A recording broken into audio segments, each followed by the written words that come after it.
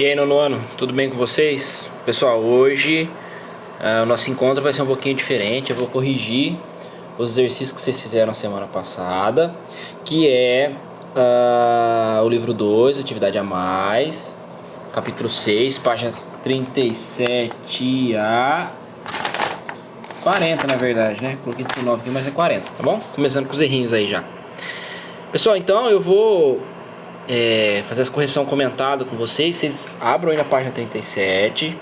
E aí eu vou fazer a leitura da questão. E aí eu vou passar a resposta para vocês. Acompanhe a leitura comigo. O que vocês acertarem, vocês deixam do jeito que tá. Se vocês errarem, vocês parem o vídeo e corrijam da forma que eu coloquei aqui na aula para vocês, tá bom? Então vamos lá. Exercício 1, vamos ler.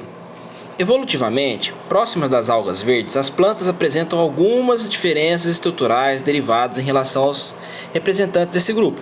Uma das diferenças está no fato de possuírem maior organização estrutural de seus tecidos. Explique de que forma essa característica evolutiva pode proporcionar uma maior adaptação ao ambiente terrestre. Então, essa organização tecidual, o que faz com que aumente a adaptação dos vegetais ao ambiente terrestre, né? Então vamos lá, pessoal, sim. Se eu tiver uma organização estrutural, eu formo órgãos. Quais são os órgãos das plantas? Ela tem a raiz, que fixa ela no solo. Ela tem o caule, que faz o transporte de seivas. Ela tem a folha, que faz fotossíntese. Por aí vai, pessoal. Então vamos deixar literal essa resposta bem bonitinha aqui, ó.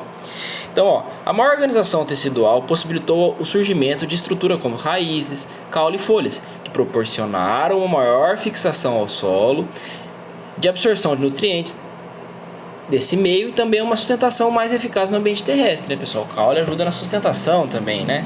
Para ver nesse ambiente terrestre, inóspito, ok? Então, essa é a respostinha do exercício 1. Partimos para o 2 agora. Acompanhe a leitura comigo. Um dos aspectos mais relevantes na evolução dos grupos vegetais está ligado à anatomia. Alguns tecidos estão representados em pteridófitas e ausente em briófitas. Pessoal, qual é o tecido que está nas pteridófitas e não está nas briófitas? São os tecidos condutores. Seiva, né? O xilema e floema. Olha que fácil. Vamos ver o que está perguntando. O que gerou uma grande diferença entre esses grupos, né? Então as briófitas são muito simplesinhas, pessoal, tem tamanho muito pequeno. Já as pteridófitas têm uma certa complexidade, né? Essa samambaia é um pouco mais complexa. Quais tecidos são esses? Então vamos lá, resposta, hein? Tecido de transporte, xilema e floema. Primeira resposta aí já está dada. Vamos ver a segunda pergunta deles. Explique a importância evolutiva de tais tecidos. Então qual a importância desses vasos condutores? Eles fazem com que o indivíduo possa ter um tamanho maior. Porque eu transporto as seivas, por exemplo, a seiva bruta, que é a água e sais minerais, da raiz para a folha com uma maior velocidade. Então eu posso ter um indivíduo maior. Imagine vocês, as briófitas, elas fazem o transporte de célula a célula. Então imagine se uma briófita, um musgozinho, tivesse 30 metros de altura. Quando, né, a água saiu da raiz para chegar na folha, demora muito, que é de célula a célula. Nisso a folha já morreu, já consegue fazer fotossíntese, a planta morre. Então por isso esse tamanho pequeno. Já as pteridófitas já conseguem ter uma complexidade maior. Então essa é a grande sacada de eu ter, o diferencial de eu ter vasos condutores, tá bom? Eu posso ter indivíduos maiores, ok? Mais complexos. Então vamos para a resposta aí, né? Uma vez presentes, eles possibilitam a evolução de tamanhos maiores de plantas, pois oferecem uma distribuição eficaz da água e dos diversos nutrientes por todas as células do vegetal. A seiva elaborada, que é a glicose produzida nas folhas pela fotossíntese, ela vai ser distribuída pelo vegetal, pelo floema, né? Então aí eu tenho um vegetal que recebe os nutrientes que a planta precisa com alta velocidade em todas as partes dela. Então eu tenho um vegetal um pouco mais complexo, né? E aí nas gimnospermas e angiospermas também tem vasos condutores, por isso que elas são bem grandes por vezes, tá bom? Então vamos ao 3. Olha esses 3 aí, ó. Ao regar a samambaia da sua casa, Pedro encontrou a seguinte estrutura. Olha essa estruturazinha. O que é isso numa samambaia? Isso é uma folha jovem nascendo, é um báculo, tá? Vamos para a pergunta. O que é essa estrutura? É uma folha jovem de pteridófita, chamada de báculo. Respondido. Essa estrutura é parte do gametófito ou do esporófito? Ô pessoal, vamos lembrar da aula. Lembra que os vegetais têm duas formas de vida? A esporófito e o gametófito. Que nas pteridófitas o esporófito, ele é duradouro, complexo. Então, se isso é uma estrutura de um indivíduo, né, é o esporófito. O gametófito ele é bem simples, quase a gente não enxerga, ele só serve para produzir os gametas masculino e feminino. A gota da água cai ali, anterozoide, que o gameta masculino consegue nadar até a oosfera. Então, pessoal, esse báculo pertence ao esporófito. Fácil demais essa resposta, pessoal. Vamos ao exercício 4. A imagem mostra uma característica do grão de pólen de gimnospermas, que facilita a polinização. Que tipo de polinização é mais comum nesse grupo vegetal? Ó, primeira pergunta. Pessoal, eu expliquei para vocês que as gimnospermas, elas fazem polinização pelo vento, tá bom? Porque elas não oferecem aí algum animal um nutriente para que possa ter a polinização por animais, né? Zoofilia, né?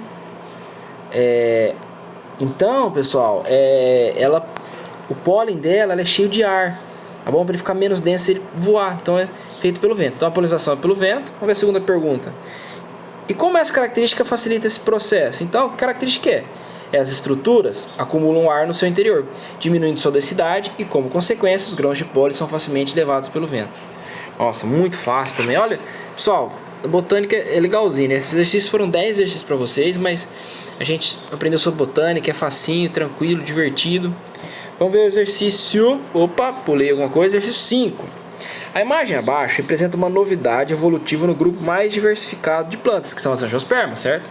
Que estruturas são essas? Ah, pessoal, batendo o olho aí, eu entendo que é o fruto, né? Que grupo é esse? Quais as vantagens evolutivas associadas a essa adaptação? Então, os frutos são características exclusivas de quem? Das angiospermas. Então, respondemos a primeira pergunta. Que grupo é esse? Angiospermas. Qual é a função do fruto? Proteger e dispersar a semente. Então, ó, quais são as vantagens evoluídas associadas a essa adaptação? Eles possibilitam uma maior proteção e capacidade dispersiva das sementes. Então, as angiospermas, elas conseguem ocupar todo o ambiente terrestre, porque elas se dispersaram com muita facilidade devido ao nosso querido fruto, né, pessoal? Que leva a semente para bem longe, né, pessoal? Lembra que eu falei que os vegetais, eles querem que os filhos deles cresçam longe deles, para não competir por água, recurso, luz, alimento.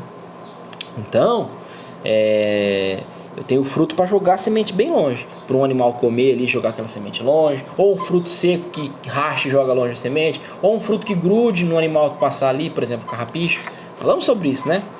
Então a gente está careca de saber, vocês estão craque nisso. Vamos para o exercício 6. As angiospermas são o grupo vegetal com maior distribuição e diversidade. Também falamos disso, né, pessoal? A esmagadora maioria, 99% dos vegetais são angiospermas. Os frutos e as flores são as grandes novidades evolutivas desse grupo, né? Ter flor e ter fruto, que faz ela ser tão evoluída assim. Explica a vantagem evolutiva das angiospermas conferidas pelas flores. Então, pessoal, isso é uma coisa básica, né? A flor atrai animais com nutrientes, com cheiros, sendo chamativas, que faz com que os animais consigam distribuir os gametas masculinos dos vegetais, né, o pólen, fazendo com que eu tenha variabilidade genética, tenha fecundação cruzada, né? Super interessante isso. Vamos para a resposta literal bonitinha. As flores possibilitam a atração de seres vivos, como insetos e pássaros, que buscam nelas uma fonte de alimento. Como visitam várias flores diariamente, esses animais contribuem para a polinização mais eficiente e, consequentemente, para a maior variabilidade genética, né, pessoal? É importante ter fecundação cruzada. Eu falo isso sempre para vocês desde que nós nos conhecemos. Porque quando eu tenho fecundação cruzada, um indivíduo é diferente do pai e da mãe. Ele tem um pouco do pai e um pouco da mãe.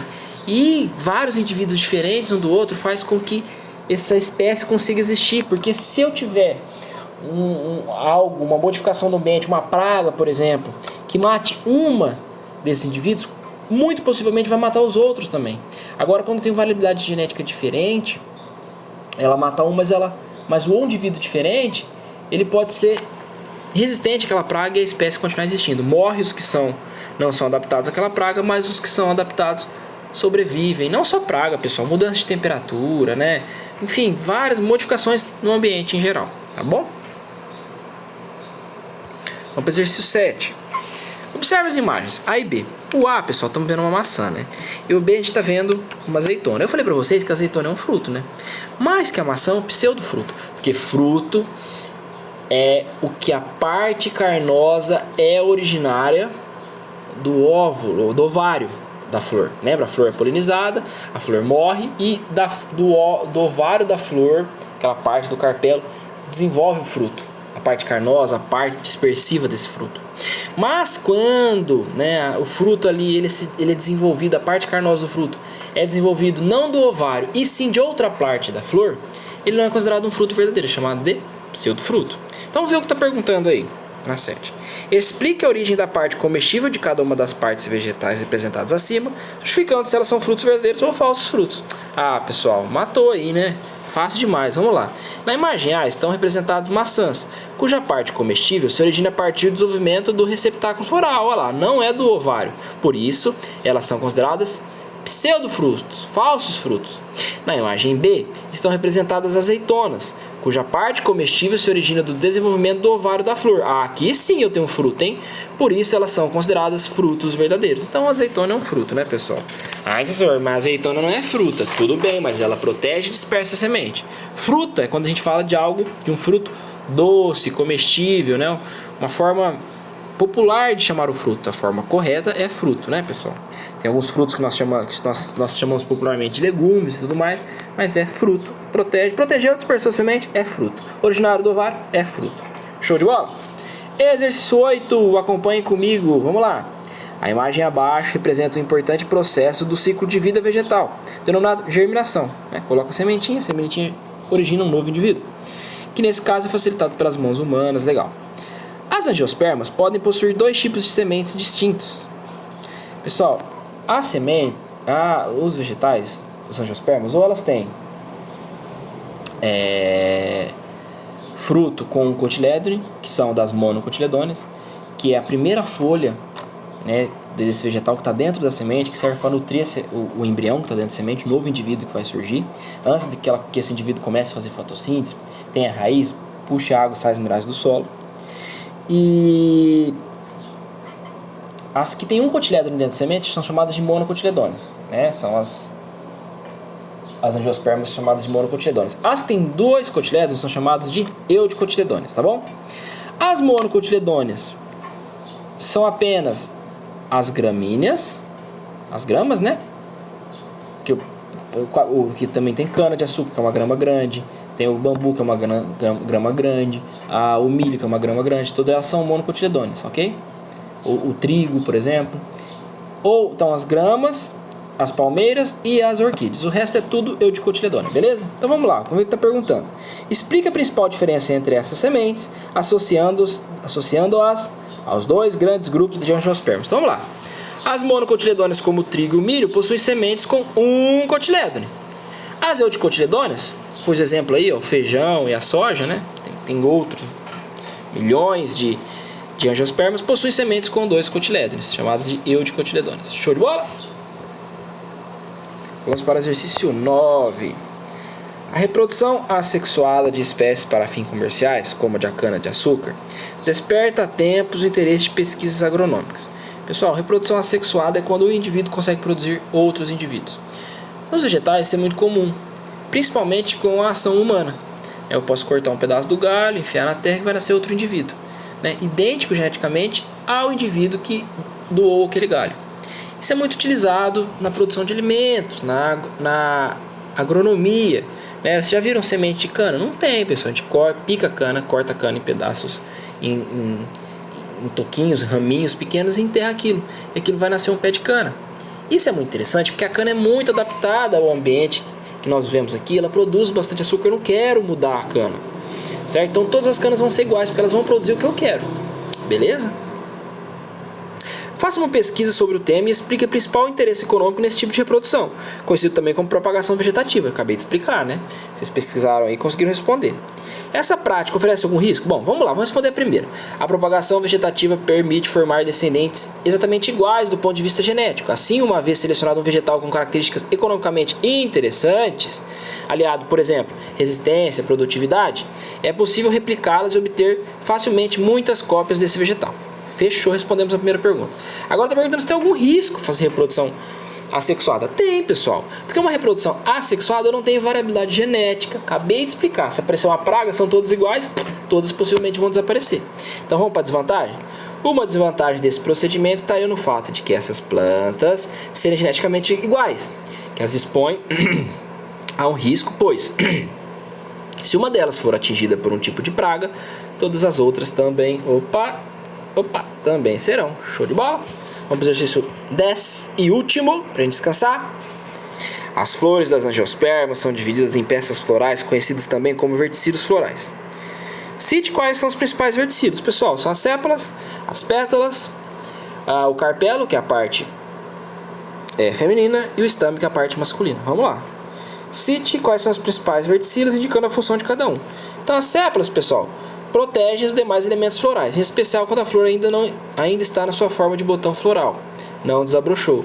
Pessoal, quando eu penso naquelas folhazinhas que são as sépalas debaixo da rosa, antes dela sair a flor, aquelas sépalas estão protegendo totalmente a estrutura reprodutiva da rosa, né, pessoal? Tem as pétalas, que atraem polinizadores com sua cor, com seu odor, sabemos disso. Os estames, que produzem os grãos de pólen, são gameta masculino, e os carpelos, que produzem os óvulos, que na verdade não é o gameta feminino, são a oosfera que fica dentro do óvulo, né, pessoal? E o estame, ele tem o pistilo, tem o carpelo, ele tem o estame, o estilete, o óvulo, né? Pessoal, então é isso. Corrijam aí que vocês erraram e até nosso próximo encontro. Grande abraço.